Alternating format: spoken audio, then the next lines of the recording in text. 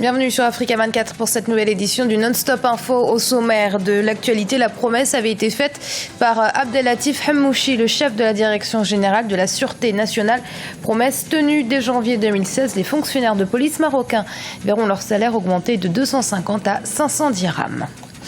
Lamine Diack a-t-il financé l'opposition sénégalaise lors des élections de 2012 grâce au pot de vin reçu dans le cadre de ses fonctions de président de la Fédération internationale d'athlétisme?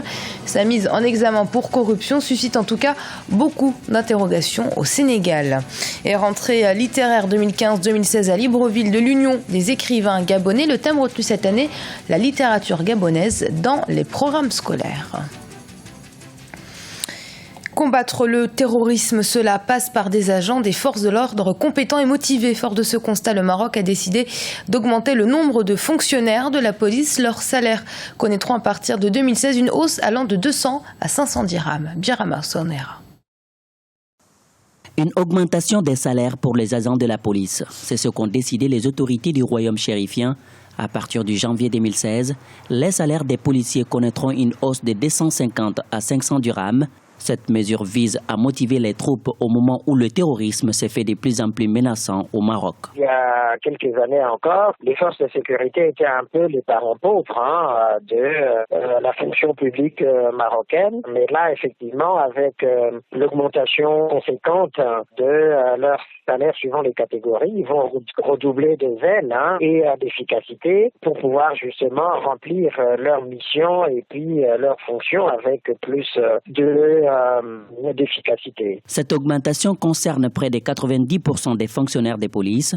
Pour des observateurs, la police marocaine joue un rôle important dans la lutte contre le terrorisme. La police mène des actions efficaces. Qu'on se souvienne, par exemple, lors des attentats de Paris, la police marocaine avait bien aidé la France justement à identifier un certain nombre de ces terroristes, à prévenir un certain nombre d'autres actes. Donc c'est une police effectivement qui prend à cœur son rôle et sa fonction au sein de la société marocaine et surtout dans la protection justement de la sécurité, de la sûreté des biens et des personnes au Maroc. La police marocaine poursuit la traque aux djihadistes.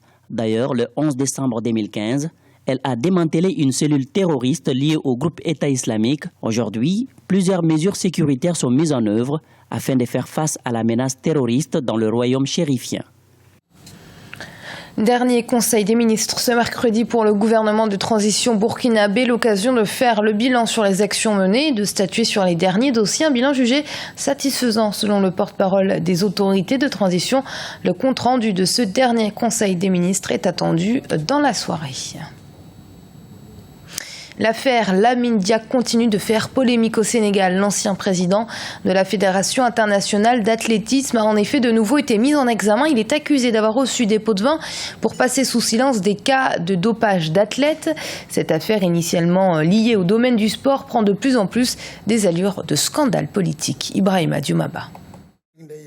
Le scandale de corruption concernant l'ancien président de la Fédération internationale d'athlétisme, Lamine Diack, révélé par le journal français Le Monde, a fortement secoué le Sénégal. Des journalistes du groupe de presse des médias ont été interpellés suite au traitement qu'ils en ont fait. Lundi 21 décembre 2015, le coordonnateur national du Parti démocratique sénégalais a été placé sous mandat de dépôt. Il est inculpé de faux et usage de faux en écriture et de diffusion de fausses nouvelles. Certains journalistes sénégalais et certains hommes politiques sont allés un peu trop vite en besogne en disant sans embâche que le président Macky Sall a été financé grâce à de l'argent sale. Or, nulle part dans ces déclarations, Lamine Diack a dit ça de façon expresse.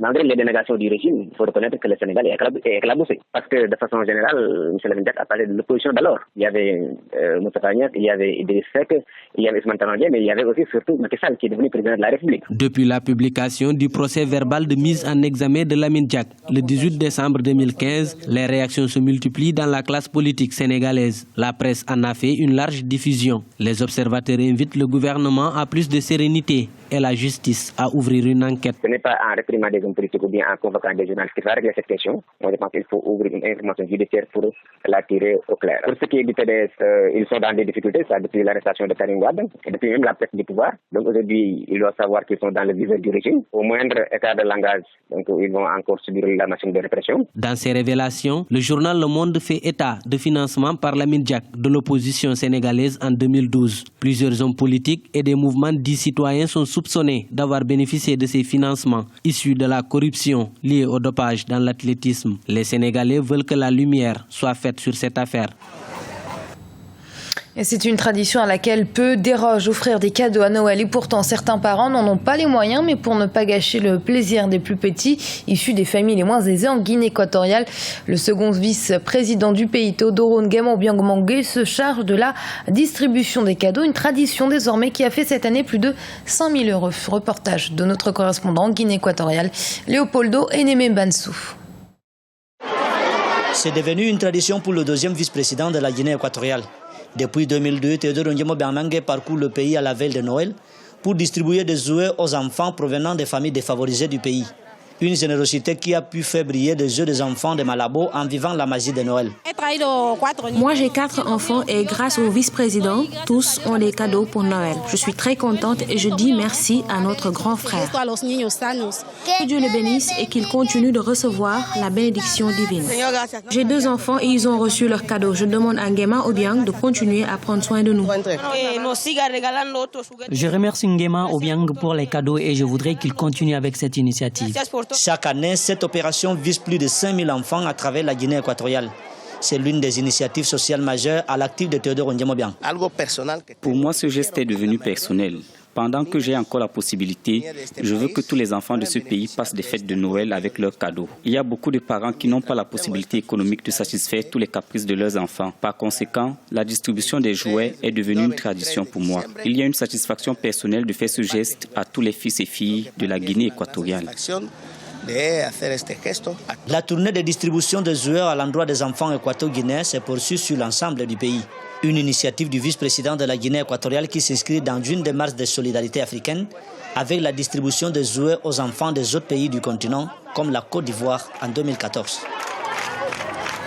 L'Union des écrivains gabonais, l'UDEG, a procédé à sa rentrée littéraire 2015-2016 à Libreville, sous le thème « La littérature gabonaise dans les programmes scolaires », car les auteurs gabonais, bien que salués par le milieu pour leur plume et leur créativité, peinent à se faire connaître du grand public et pour cause. Peu d'ouvrages écrits par des auteurs locaux sont enseignés à l'école. C'est pourtant la meilleure manière de vulgariser la littérature nationale. Reportage de notre correspondant au Gabon, Douglas Toutoum. Le livre gabonais est en nette progression. C'est pour magnifier cette tendance que la rentrée littéraire 2015-2016 de l'Union des écrivains gabonais a eu lieu à Libreville. Les difficultés rencontrées par la littérature gabonaise, les questions liées aussi bien au coût du livre gabonais qu'à sa qualité, sa promotion et le soutien de l'État étaient au centre de la rencontre. On parlait d'un désert culturel au Gabon. Maintenant, on commence à voir des titres. Chaque année, il y a 2, 3, 4, 5, voire 10 titres qui peuvent paraître. Ça veut dire que les Gabonais ont compris, comme tous les autres Africains, qu'il faut quand même qu'on écrive. Et surtout, il faudrait que nous-mêmes nous fassions la production, la promotion du livre gabonais pour qu'il soit connu. Toujours peu présent dans les programmes scolaires, le livre gabonais souffre d'une certaine méconnaissance du public.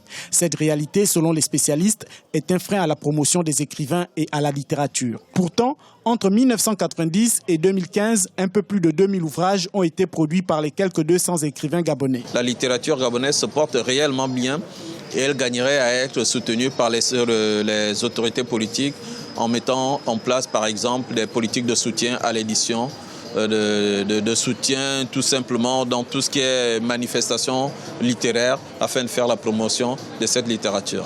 L'Institut pédagogique national a engagé depuis 2011 des révisions dans le sens d'avoir des livres gabonais dans les programmes scolaires.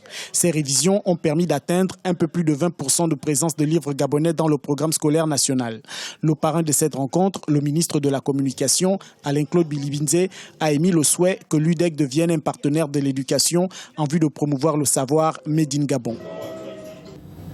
Et ce journal a été préparé par l'ensemble de la rédaction. Merci de l'avoir suivi. Restez sur Africa 24. Dans un instant, une nouvelle édition de l'information.